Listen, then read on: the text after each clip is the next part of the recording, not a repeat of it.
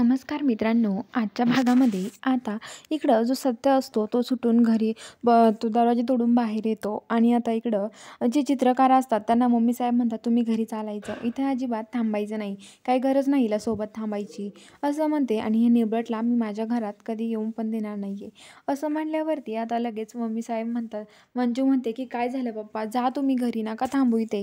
तर आता चित्रकार म्हणतात नाही, जोपर्यंत सत्य येत नाही तोपर्यंत मी इथून जाणार नाही असं म्हणतोय चित्रकार. तर आता लगेच मंजू म्हणते की नाही पप्पा, राहील मी एकटी, जा तुम्ही घरी असं म्हणल्यावरती आता मम्मी साहेब म्हणतात की चला हो चित्रकार घरी, ती पागितलं कसं म्हणते. तर आता लगेच चित्रकार म्हणतात जा माया, तुम्ही येणार नाहीये असं म्हणते. तर आता इकडं सत्या आगे येतो, रोडनी येत असतो.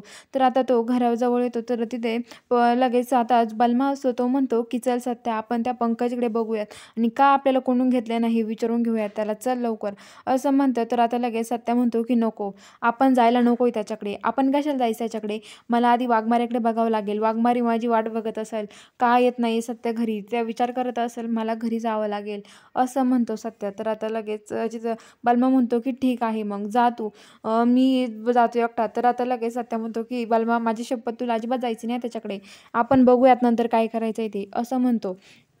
तर आता बलमाला तो घरी जायला सांगतो आणि बलमा पण घरी जातो. तर आता इकडं सत्य आहे तो घरी यायला निघतो आणि आता तो घरी येतो आणि तो म्हणतो की जा पप्पा तुम्ही, आता आलोय मी. आणि ते पप्पा जातात. तर सत्य आणि मंजू झोपतात आणि सकाळी उठल्यावरती सत्य आहे तो म्हणतो की वाघमारे, आम्हाला त्या पंकजने कोंडून घेतलं होतं असंच म्हणते. तर आता लगेच सत्य म्हणतो की मंजूमध्ये पंकजने कोंडून घेतलं सत्य तुला, बापरे, या सगळ्या पाठीमागे तात्यासाहेबांचा हात आहे असं ती मनातल्या मनात म्हणते. तर आता सत्या उठून सकाळी तिकडे चाललेला असतो, त्याला पंकज भेटतो आणि लगेच आता सत्या पंकजला हाणतो आणि म्हणतो की काय रे, तुला कळत नाही का, आम्हाला का कोंडून घेतलं होतं तू काल, असं खूप काही बोलतो. तर आता लगेच पंकजला हाणल्यामुळे हे तात्यासाहेबांना कळतं आणि सत्या तात्यासाहेबांकडे येतो. तात्यासाहेब म्हणतात की मला तुझ्याशी बोलायचं नाही आहे सत्या, काही गरज नाही बोलायची आता. तर आता लगेच तात्यासाहेब सत्याच्या कानाखाली मारतात आणि म्हणतात, सत्या तुला कुणी हे सगळे उद्योग करायला सांगितले होते, का तू त्या पंकजवरती हात उचलला, माझा पिये म्हटलं ना तरी तो, मी त्याला खूप जीव लावतो, तू त्याच्यावर हात उचलला. आणि सत्याला पण ते हाणतात. तर आता सत्या तात्यासाहेबांच्या पायावर पडून माफी मागतो, म्हणतो की तात्यासाहेब मला माफ करा, माझ्याकडून चूक झाली खूप मोठी, मी असं कधी करायला नको होतं पण माझ्याकडून चूक झाली आहे.